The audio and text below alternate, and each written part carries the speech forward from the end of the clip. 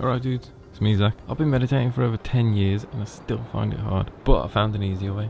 I started meditating to help with some struggles with my mental health, but while I'm sitting with my eyes closed, I usually get lost in my own thoughts. In 2005, I was in Eastern Europe with one of my closest friends. At this point, I felt total freedom, I was just super confident and nothing could stop me, you know. And I remember I went out with my mate to this bar and we met 3 Croatian girls and we went out partying with them, had a great night, as you do when you're a teenager, you know.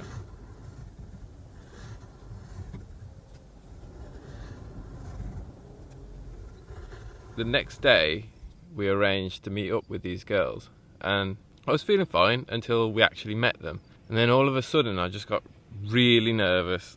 I felt like there was this overwhelming pressure to be funny and charismatic, and I was really quiet as we walked around the streets of the city, which was very unlike me back then. And we went to a restaurant and I remember feeling sick from nerves when the food came, and I started cracking all these really lame, awkward jokes, and it was just, I don't know, it was just a horrible lunch. And from that day on, I had social anxiety. It was as sudden as that.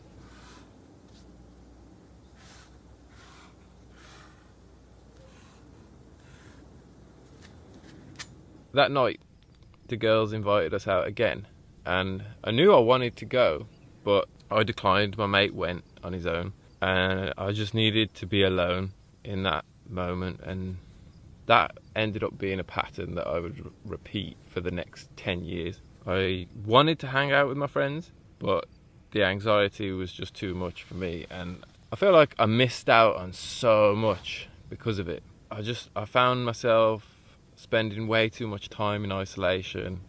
When I did force myself to go out, I would feel sick, and I couldn't eat because I felt so sick. To try and stop me feeling this way, I would experiment with loads of different things. I've always had an aversion to pharmaceutical drugs, so I looked for natural things that I could use. Nothing worked. I tried meditation, but I couldn't really concentrate. I thought traveling the world might help, so I went all around America, all around Europe, all around Asia. Still felt anxious. Anyway, I'm not telling you this as some sort of sob story to make you feel sorry for me, because I feel like I don't even know who that guy is anymore.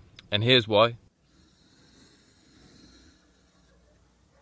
I remember I was stuck in this tiny little town in Bulgaria. I was waiting for my Russian visa to come through, and I was scrolling through Instagram and I discovered mandalas through a tattoo artist named Orj Kaladimas. His work awoke something in me. I immediately went out, I bought everything I needed to draw mandalas. Everything I got hold of was just terrible, like just this crappy little plastic compass and a tiny little plastic ruler. Very basic, but it all did the job, and I drew my first mandala.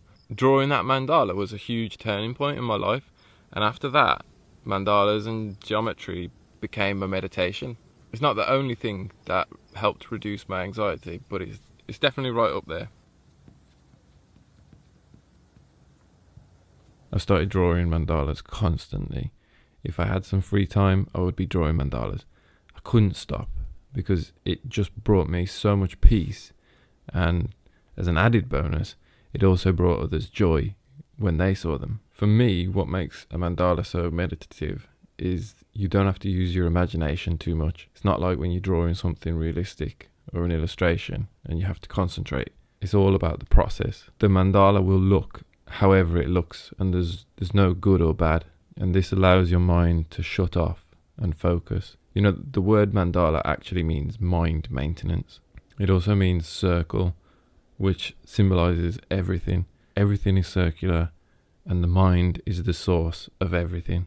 A mandala is almost like a mantra. You know how a mantra is repeated over and over again to get into a trance? That's what you're doing with the mandala. Each petal is a mantra, putting you deeper and deeper into a trance. And the reason this works is you're accessing 2 important parts of your brain. One that deals with the reasoning and judgment, and another which deals with emotions and senses. It has a hypnotic effect, putting you into a state of hyper-focus, which helps you feel more grounded. I like to combine breathing exercises with the drawing. and I'll time it so that I exhale before drawing a line, hold it, and then take a breath between the lines. There's also no rush to finish mandalas in one session. You can keep coming back to it each day. So if you just need 10 minutes of focus a day, pick up the compass, draw for 10 minutes.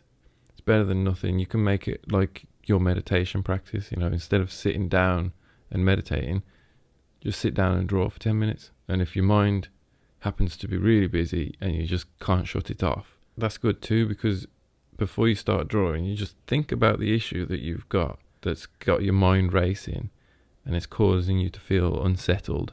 Take some deep breaths, focus on your breathing, and just start drawing. And you'll find as you start drawing and falling deeper into relaxation, your mind will start working through your challenge and your subconscious will come up with the solution. So yeah, that's been my geometric journey with mandalas, and it pretty much always brings me to the present and it stills my mind, and I hope it can do the same for you.